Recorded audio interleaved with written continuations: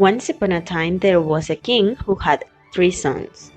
2 of them were smart and well disposed, while the third spoke little and was something simple. So they called him the Fool. The king, feeling old and weak, he thought he should arrange everything for after his death, but he didn't know to which of his sons inherit the crown. Then he said to them, "Go away, and the one that brings me the most beautiful tapestry will be the king at my death." And so there will be no quarrel. He brought them in front of the palace, threw 3 feathers in the air, blew on them, and said, "You will go where the feathers go." One flew toward east, another toward west, and the third fell to the ground a short distance away, and so one brother went to the left, another to the right, both laughing at the fool, which, following the third feather, had to stay where it had fallen. The waiter sat sadly on the floor, but soon noticed that there was a trap next to the pen, and he lifted it up, and a ladder appeared, and went down it, and came back for a cut. And he hears someone shouting inside, "Green Thunder Mistress, Green Corleg, piece of woman that serves no purpose. We saw there, and the spot I want to see." The door was open, and the prince came upon a thick fat toad, surrounded by many smaller ones. The fat man asked what he wanted, to which the young man replied, "I am going in search of the most beautiful tapestry in the world." The toad, addressing one of the little ones, said to him, "Look, Green in Thunder, Green Corleg, woman young than yourselves, the big boss you're going to bring me." The young toad went to look for the box. The fat man opened it and took out the tapestry from it. "It's beautiful and delicate, as no other tapestry had been woven on the entire surface of the chair." He gave it to the prince. The young man took him and turned upstairs. The other 2 brothers considered the little ones so foolish that they were convinced he would never be able to find anything of value. "We need not trouble ourselves much," they said, and the first shepherds they found had her coarse cloth taken from her back. Then they returned to the palace to present their findings to their father the king. At the same moment the fool arrived with his precious tapestry, and when the king saw him, he exclaimed in admiration, "If we must praise it justly, the kingdom belongs to the miner."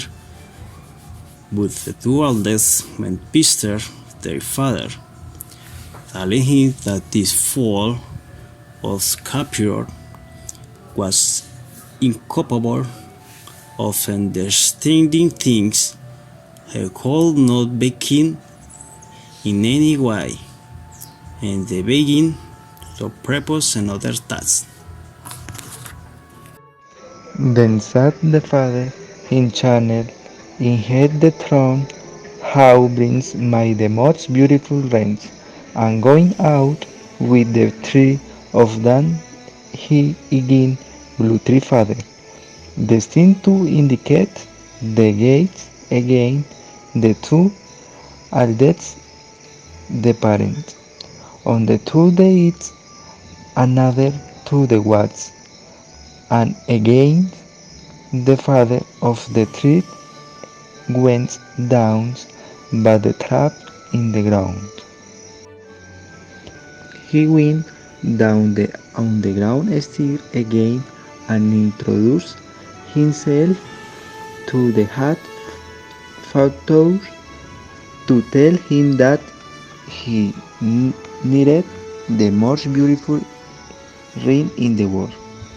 The two arranged for the greenbacks to be brought to him at once, and taking it out of the bags, waits the prince a glittering ring of radiance so beautiful that no goldsmith in the world well had been able to make it. He too ordered smack the fowl. You pretend to find the objective he had ordered. Without honoring they removed the nails from out carrying and tucked in the king. But when the minor president himself with his gold ring, the king had to repeat, "The king is yours," but the two did nice to travel the father and none they succeeded in imposing a third condition, according to which the one who brings the most beautiful maid shall inherit the throne. He again cast the three fathers into the ark which took the same direction as before.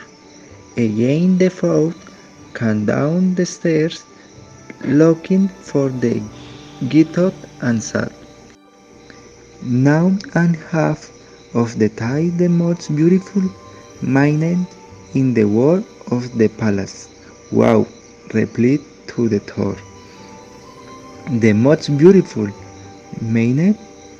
I don't have her hand, but love get her for you."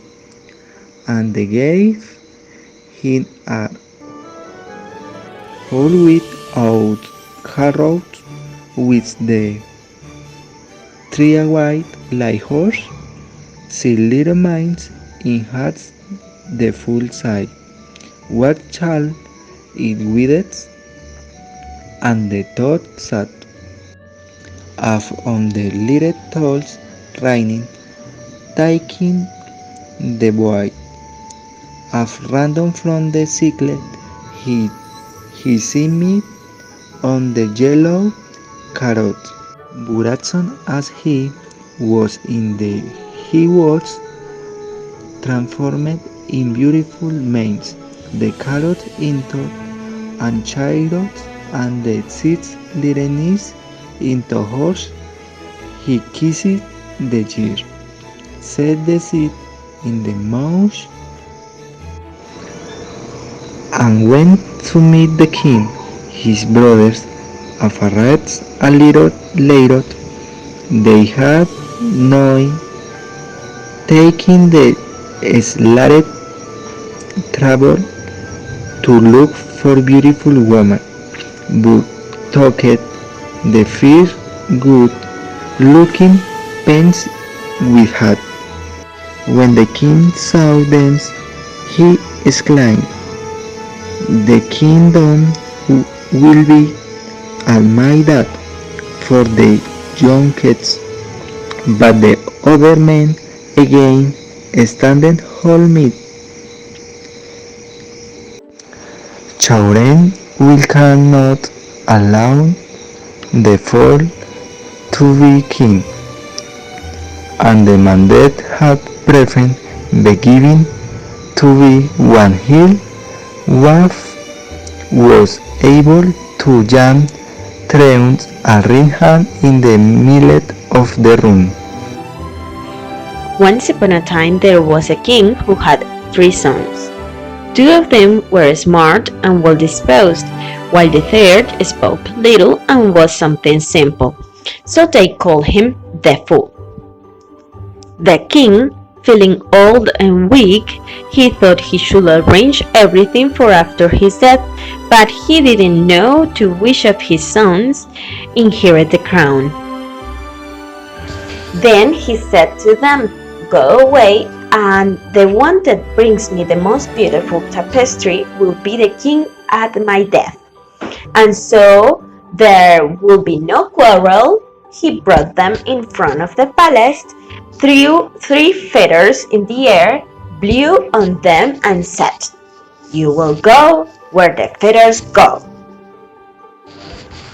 One flew toward east, another toward west, and the third fell to the ground a short distance away, and so one brother went to the left, another to the right, both laughing at the fool, which, following the third feather, had to stay where it had fallen.